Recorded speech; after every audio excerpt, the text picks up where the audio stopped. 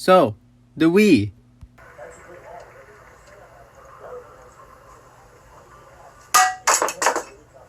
You're all familiar with the Wii, right? You know, one of the best-selling consoles. This motion-based baby has a real special place in my heart. I lived on the Wii for years, and there were a lot of games I remember fondly from the Wii. One of them being...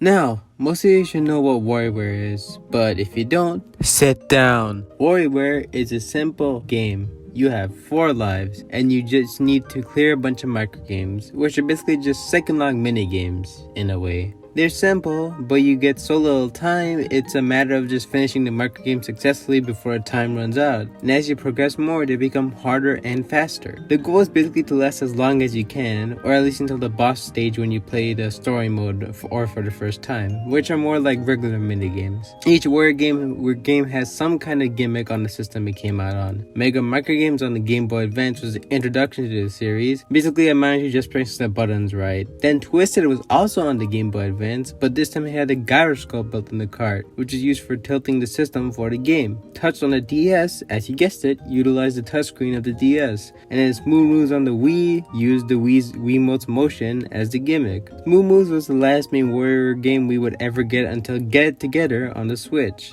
So let's take a deeper look into Smooth Moves. In terms of plot, this game doesn't really have one, like all WarioWare games. This game, the most it's got is that these little Bomberman-looking creatures lived in peace with humans because of the form baton. Wario stumbles upon it one day, and after escaping a huge boulder, he uses the new form to make a microgames with a bunch of his friends, as usual. Each character in the story mode does have their own plots, but I would recommend you play for yourself and find out, for reasons I'll get into later.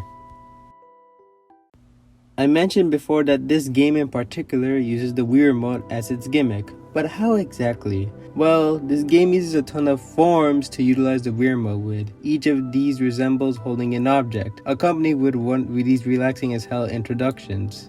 The Samurai.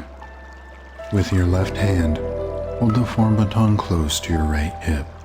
Like a hungry samurai defending his lunch. Close your eyes and await your enemy's attack.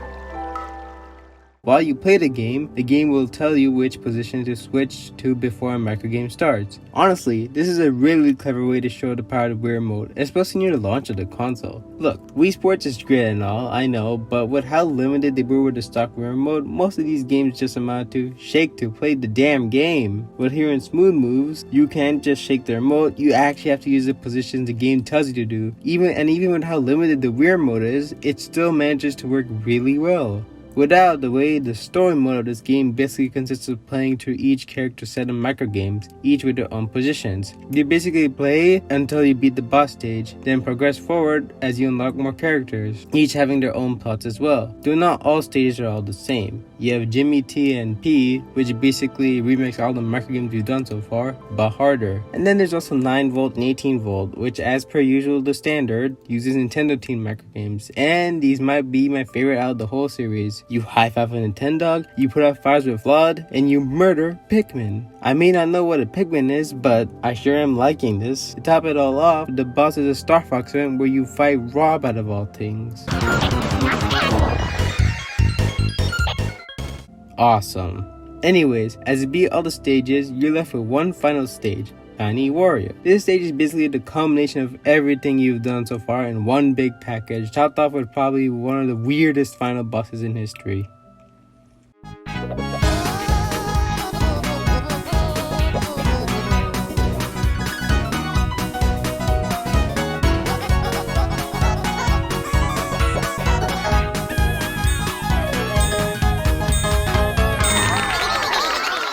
And yes, this does make you look like a total wacko, before you ask.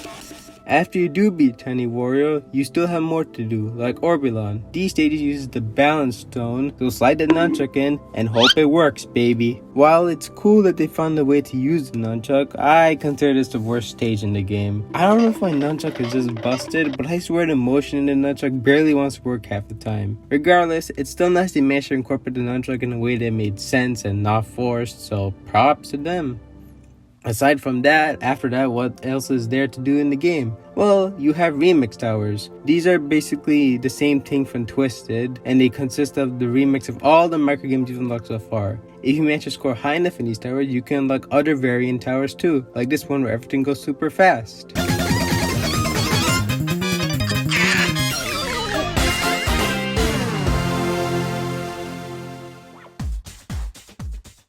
And in this game, you also have Dr. Krygor, where he's relegated to basically this kilometer thing. I don't know how to pronounce it. But you basically just play a bunch of microgames, which fills up your calories. And after you finish 20 of these, you get bullied. What happened? Well, it's not wrong. There's also a multiplayer mode, but I wasn't able to gather anyone to play it, so... Presentation-wise, this game might be one of my favorite looking games ever. Not because it pushes the Wii's hardware where it looks great technically, like are you kidding me? It's an early Wii game. It doesn't even have widescreen support.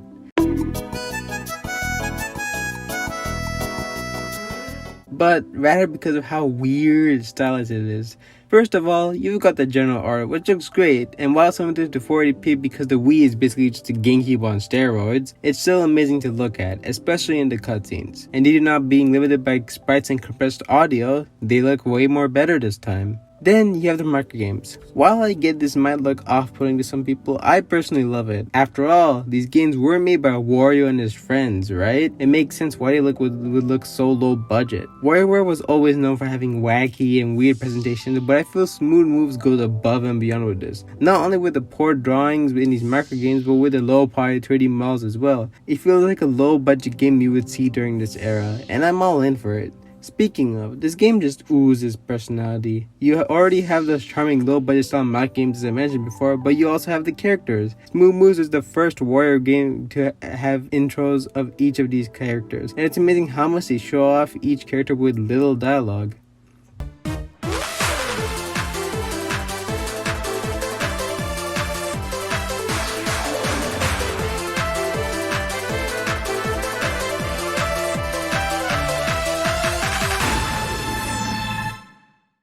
And like the little icons of the characters when you select them too. Very small detail, but it just reeks of personality. I need to see more of this, man. And in terms of music, you have your standard catchy jingles when you play the game.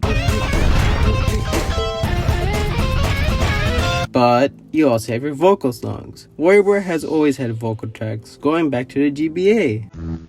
This here is Mona Pizza, makers of the world. Fresh sauce and cheese are low. Hey, go! Straight to your front door. And in Smooth Moves, Tomorrow Hill is no exception. I mean, just listen to it.